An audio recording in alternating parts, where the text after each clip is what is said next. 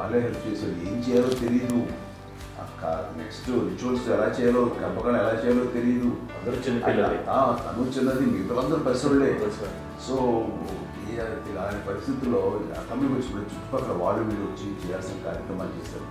ఆ సమయం నాకు ఎక్కడో కమ్యూనికేట్ చేసి డిపార్ట్మెంట్ ద్వారా నాన్న వచ్చేసరికి అన్నీ అయిపోయింది. ఇప్పటికీ నాకు నిజంగా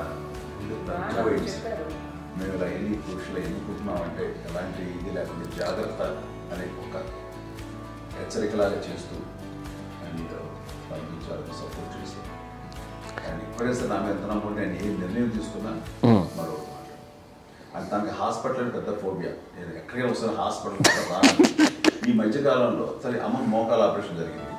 అమ్మని కుంటుతో బాధపడుతున్నావు, అసలు ఈ రోజున వచ్చిన మెడికల్ అడ్వాన్స్మెంట్ నీకు అసలు ఏ బాధ తెలియకుండా మోకాల ఆపరేషన్ రీప్లేస్ చేస్తారు అని వీళ్ళందరూ చెప్పడానికి భయపడతాను. ఎందుకంటే ఫస్ట్ ఎలా నాకు సపరేట్ అవుతాను, ఎలా చెప్పాలి తెలియదు.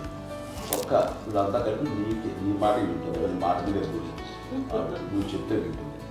సరే నేను చెప్పాను అంతే. ఏదో నాగబాబు ముందు ఊరితే ఎలా అవుతారా, సరే ఇష్టం రా లేదులే మా ఊరికి పర్లేదు అని మళ్ళీ ఇంటికి వచ్చాక మళ్ళీ ఇంకొక తెప్పించి మిషన్ తెప్పించి మళ్ళీ టెస్ట్ చేయించి అందరూ బాగుంది ఏమి లేదు అన్న తర్వాత అప్పుడు పుస్తకంతో పడ్డాడు.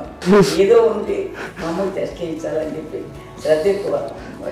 మీ పిల్లలకి సంగీతం డాన్స్ నేర్పించారని విన్నాను, అది నిజమేనా? దానికేమో డాన్స్ నేర్పించడం కాదు, అది నేర్చుకోలేదు. నాకు వచ్చేసి ఇప్పుడు డాన్స్ స్టార్ ఎదిగారంటే అది మా పెద్ద చెల్లి విజయం కారణం. అప్పుడు తనకి 5 ఏళ్ళు, నాకు 9 ఏళ్ళు ఉంటాయి, తెలియదు 10-11 ఏళ్ళు ఉంటాయి నాకు. బాపట్లనా, సో బాపట్ల చాలా చిన్నది, 5 ఏళ్ళు. నాకు ఒక 11-12 ఏళ్ళు. తను తీసుకొని గోడ మీద పెట్టుకోవడం అలా కూర్చొని చూస్తుండేవాడు. కూర్చుంటే అది నేర్చుకుంటుందండి. నేను మానసికంగా నేర్చేసుకున్నామండి. ఇప్పటికీ ఆ స్టెప్స్ ఏమిటి వేస్తాను అంతకైంది. ఇప్పుడు దాని తర్వాత ఇంకోటి ఏంటమ్మా,